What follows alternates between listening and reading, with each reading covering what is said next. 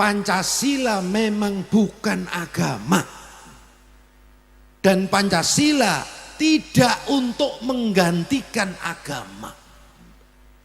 Tetapi Pancasila adalah dasar negara, ideologi negara pemersatu bangsa yang digali dari nilai-nilai luhur agama dan budaya Nusantara. Siapa yang menggali, siapa yang merumuskan? Tiada lain adalah para aulia-aulia Allah, wali-wali Nusantara, para ulama, tokoh bangsa, tokoh agama, tokoh nasional yang dipimpin oleh Yang Mulia Panglima Besar Revolusi Insinyur Ahmad Soekarno atau sering disebut Bung Karno. Jadi Pancasila ini adalah sangat syar'i. Kenapa? Karena semua sila-sila dalam Pancasila diambil dari intisari kitab suci Al-Quran maupun kitab-kitab suci agama.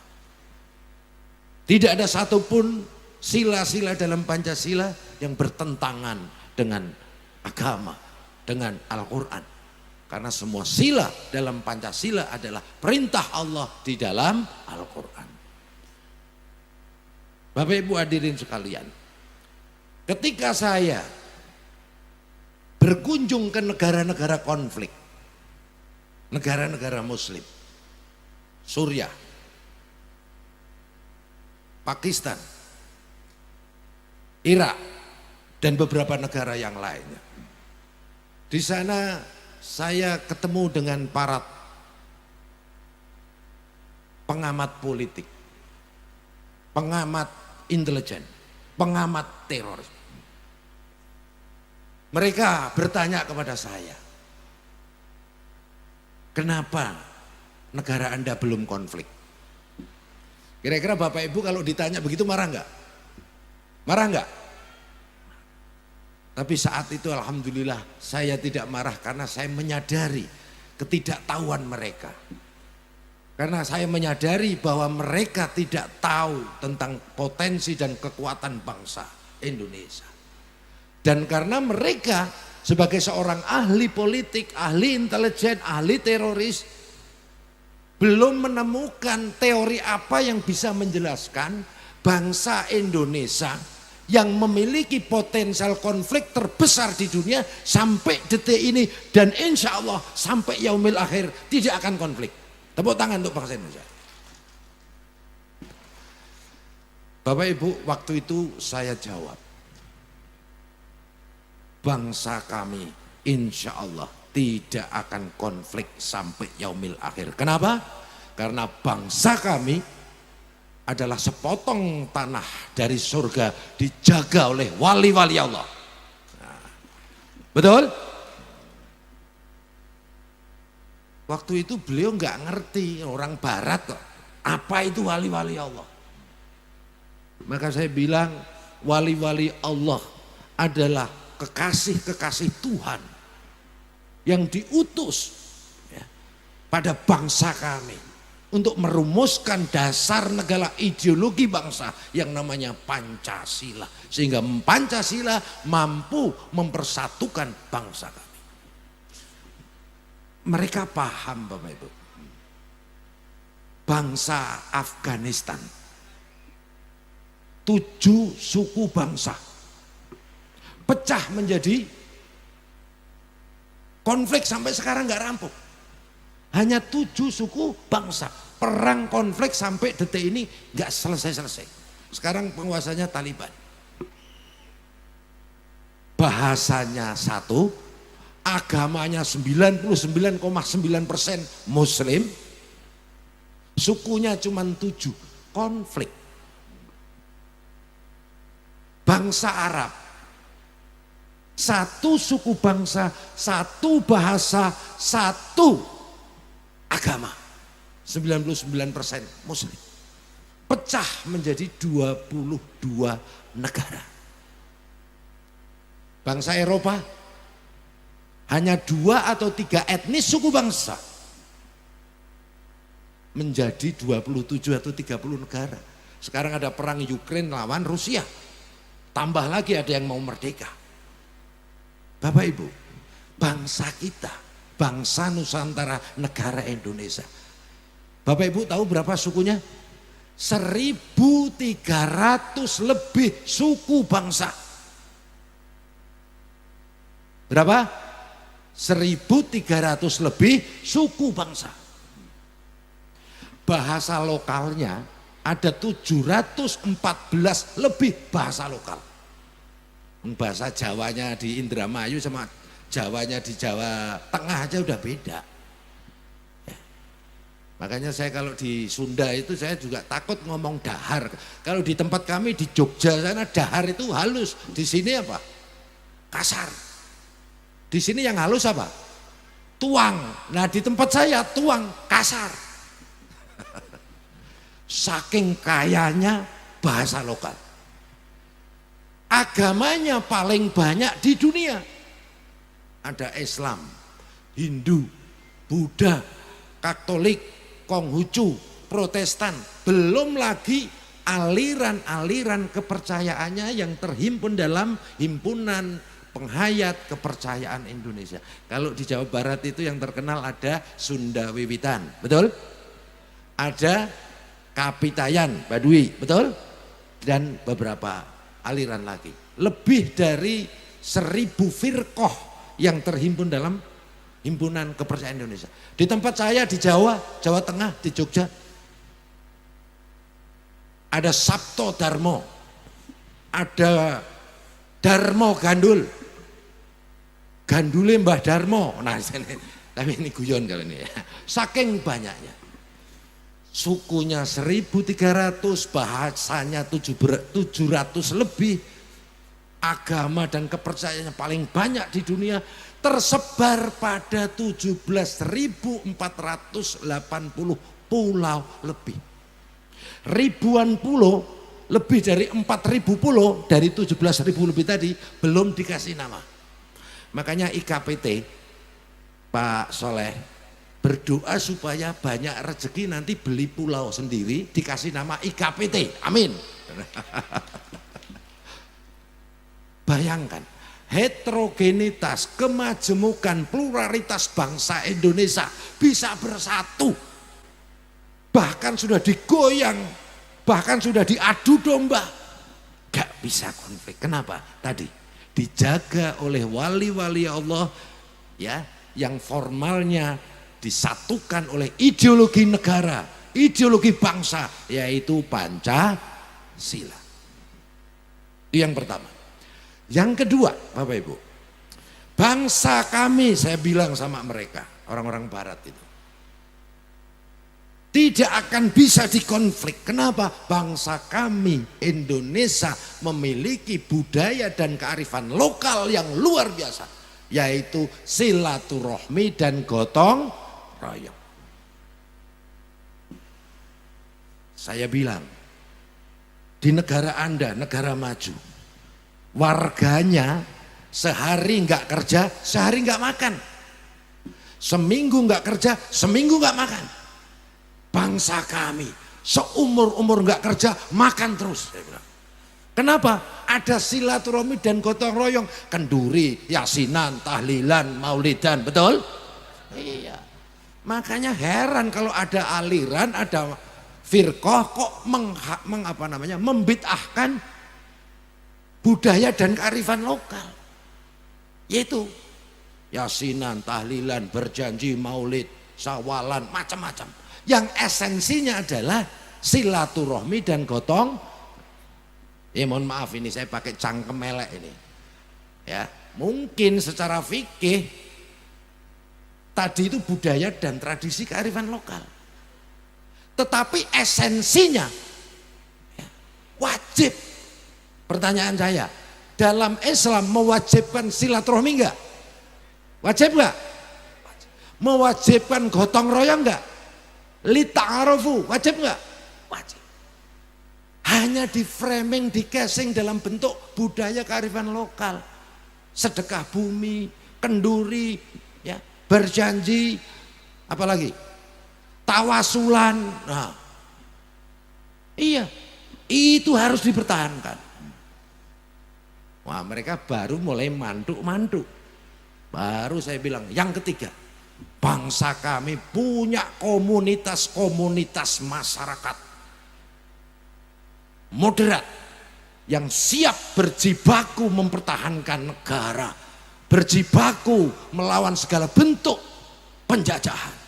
Dengan jargon hubul waton, ada NU, Muhammadiyah, Al-Wasliyah, Nahdlatul Wathon, Darud Dakwah wal Irsyad, ya, Matlaul Anwar, dan banyak lagi yang tergabung di dalam LPOI, Lembaga Persahabatan Ormas Islam. Nah, kebetulan saya di BNPT membentuk yang namanya gugus tugas pemuka agama, terdiri dari LPOI tadi, Lembaga Persahabatan Ormas Islam, dan LPOK, Lembaga Persahabatan Ormas Keagamaan, dari seluruh agama dan kepercayaan.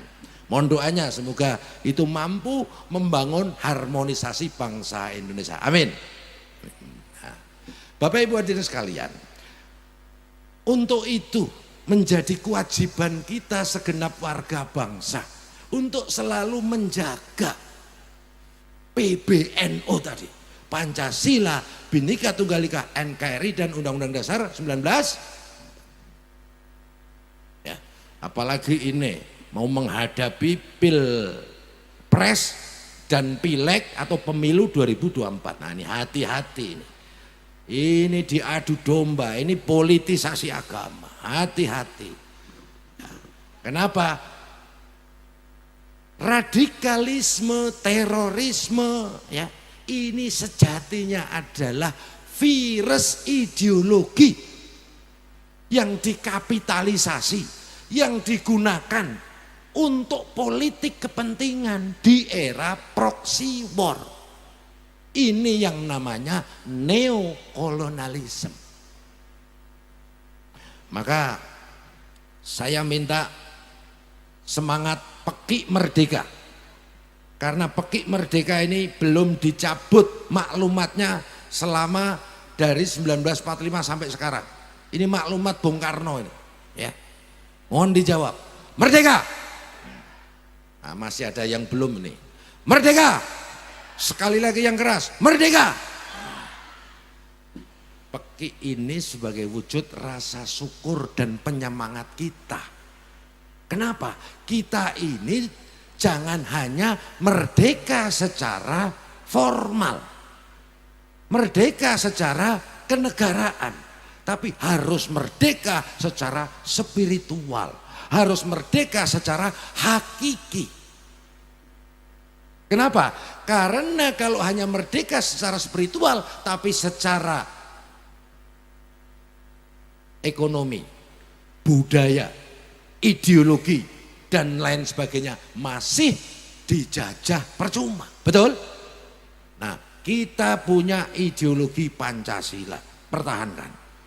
Dengan ideologi Pancasila kita mampu melawan segala bentuk ideologi-ideologi transnasional yang dipaksakan untuk diterapkan di Indonesia. Apa saja? Liberalisme, kapitalisme, sekularisme yang membuat oligarki, ya, hanya segelintir orang menguasai perekonomian. Nah, ini penjajahan bentuk baru atau neokolonialisme. Yang kiri komunisme, marxisme, leninisme. Tapi ini insya Allah sudah aman ini. Kenapa? Karena sudah ada larangannya, regulasinya, yaitu TAP MPRS nomor 25 Romawi tahun 1966. Dikuatkan lagi yaitu dengan Undang-Undang nomor 27 tahun 99. Jadi Bapak Ibu, ini nanti banyak di media sosial, kebangkitan PKI, kebangkitan komunis, bullshit, itu semua hoax. Kalau memang ada, maka langsung bisa ditindak oleh polisi, ya, dengan Undang-Undang nomor 27 tahun 99. Nah, tetapi ekstremisme atau transnasional kanan dan lainnya itu yang belum ada regulasinya. Apa? Yang kanan, yang lainnya adalah tadi liberalisme, sekularisme, kapitalisme. Yang kanan apa saja? Wahabisme, khilafahisme. Ini yang sering oleh para ulama masyhur yang tergabung dalam konferensi internasional di CES-nya dan di Al-Azhar, Kairo, Mesir, ya, didefinisikan sebagai paham atau ideologi yang dibangun di atas manipulasi dan distorsi agama. Nah, ini nanti mohon Pak Kiai saat Mau'idhah Hasanah ini mohon dijelaskan. Apa itu distorsinya? Distorsinya kalau saya tanya ke ibu-ibu sama bapak-bapak yang di belakang. Ini virus ya, ini penularannya tidak lewat droplet kayak COVID-19, tapi penularannya itu lewat penglihatan dan pendengaran, terutama di media sosial. Hati-hati pertanyaan jebakan. Kalau ada oknum penceramah ataupun apalah namanya, mau ustadz atau apa ya, bertanya, milih mana? Membela negara atau membela agama? Bapak Ibu milih mana? Membela agama atau negara? Yang membela agama angkat tangan. Mohon maaf, angkat tangan. Nah. Yang membela negara angkat tangan. Banyak yang moderat. Jadi ini pertanyaan jebakan. Dan ini yang sering dilakukan oleh oknum penceramah yang tadi menanamkan ideologi transnasional kanan yang mengatasnamakan agama. Bapak Ibu milih mana? Ideologi Pancasila atau ideologi Islam? Yang milih ideologi Islam angkat tangan. udah mulai ini. Yang milih ideologi Pancasila angkat tangan. Yang lainnya ragu-ragu. Ini pertanyaan yang tidak apple to apple, tidak equal. Bapak Ibu, Islam itu agama atau ideologi? Agama atau ideologi? Agama. Islam itu agama yang sempurna, bersumber dari firman Allah atau wahyu ilahi untuk rahmatan lil. Sementara ideologi itu ide, paradigma, pemikiran manusia. Nah, ketika Islam ditarik menjadi ideologi, ini yang oleh para ulama masyhur disebut ideologisasi atau distorsi Islam. Hati-hati. Makanya kan selalu digelorakan khilafah adalah Islam, ajaran syariat, kan begitu. Padahal itu mengideologisasi. Ya. Nah, tadi juga bela agama atau bela negara. Bela negara atau bela Islam. Ini sering ditanyakan. Kalau ditanya begitu, bela negara. Kenapa? Karena bela negara sama saja aku bela agama. Emangnya bisa beragama dengan baik, dengan khusyuk kalau negaranya hancur seperti Afghanistan, seperti Suriah, seperti Somalia. Somalia itu lucu lagi nih. Satu agama, satu bahasa, ya, satu suku bangsa, satu mazhab Salafi Wahabi di sana. Geger sampai sekarang, gak selesai-selesai. Betul? Nah, Sudan itu juga. Itu karena apa? Ya tadi, bela agama, bela Islam, tapi negaranya hancur. Sholat Jumatannya Allahu Akbar berjamaah bareng. Itu sudah mikir itu. Siapa yang duluan keluar? Begitu ada duluan keluar, berlama-lama di masjid. Kenapa? Begitu keluar saling tembak. Tuh. Tapi kalau negaranya aman, negaranya damai, maka kita bisa beribadah dengan khusyuk. Betul? Nah, yang kedua, kalau orang bela Islam, orang bela agama itu sombong. Islam butuh kita atau kita yang butuh Islam, Bapak Ibu? Kita yang butuh Islam, kita yang butuh dibela oleh Islam. Inna dina indallahil Ya mohon maaf Pak Kiai kalau saya kadang-kadang ngucap pakai ayat, bukan karena saya ustadz apalagi kiai, bukan. Tapi saya lebih pada al polisi al densus ya. Karena saya orang densus ya. Nah, itu Bapak Ibu. Jadi kita membela negara hubul waton minal iman. Ini adalah ajaran Islam meskipun bukan hadis. Tapi ini perintah Allah dalam Al-Quran dan Rasulullah dalam hadis.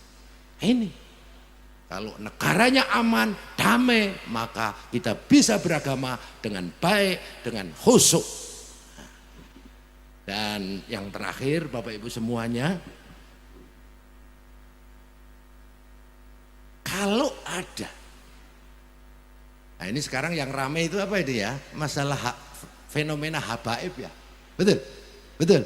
Nah nanti mohon dijelaskan sama Pak Kiai ya, jangan ikut-ikut, udah biar aja. Itu bagian daripada mendekati pemilu. Saya banyak ditanya, saya bingung juga. Apakah habaib atau habib itu duriyah Rasul atau enggak? Jawaban saya simpel. Insya Allah seluruh warga bangsa duriyah Rasul. Paling tidak Rasulullah Adam alaihissalam, betul? Kan enggak ada yang dari ketek, monyet, enggak ada kan? Nah, tetapi kalau habib atau habaib itu dimaknai sebagai yang mencintai dan yang dicintai, nah itu yang general. Maka siapapun dia, indikator untuk mencintai dan dicintai adalah akhlakul karimah. Akhlaknya, perilakunya, budi pekertinya. Kenapa? Karena ini misi utama para nabi, wabil khusus Rasulullah Muhammad. Shallu ala Nabi, shallu ala Nabi.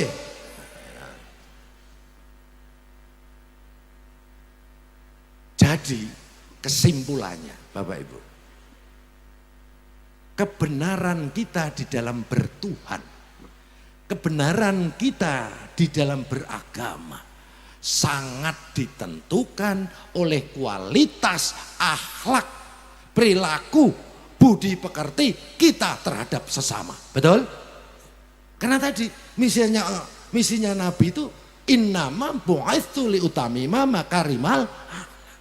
Hanya dengan akhlakul karimah, akhlak yang mulia, maka cita-cita visi Islam rahmatan lil alamin akan terwujud. Percuma, nggak akan bisa Islam atau umat Islam itu mewujudkan rahmatan lil alamin kalau tidak berbudi pekerti luhur, kalau tidak berakhlakul karimah. Karena setiap visi harus diikuti oleh misi. Visinya Islam adalah rahmatan lil alamin, misinya adalah akhlakul karimah. Bapak Ibu hadirin sekalian, saya kira orasi kebangsaannya cukup sampai di sini. Gratis kok jaluk nambah ya. Tapi sekali lagi saya mengucapkan minal aidin wal faizin, mohon maaf lahir dan batin. Semoga apa yang saya sampaikan berhikmah, bermanfaat untuk diri saya dan kita semuanya. Dan kita berdoa Bapak Ibu semuanya, bahwa bangsa kita bangsa yang sangat heterogen, yang sangat plural, yang memiliki potensial konflik terbesar di dunia ini harus selalu kita jaga, yaitu PB jaga Pancasila, Bhinneka Tunggal Ika, NKRI, Undang-Undang Dasar 45. Itu semua sudah sangat syar'i, itu semua hasil wa amruhum sura bainahum, para aulia Allah yang terdiri dari para tokoh bangsa, tokoh agama maupun para tokoh nasional. Demikian yang bisa saya sampaikan. Wallahul muwaffiq ila aqwamit thoriq. Wassalamualaikum warahmatullahi wabarakatuh.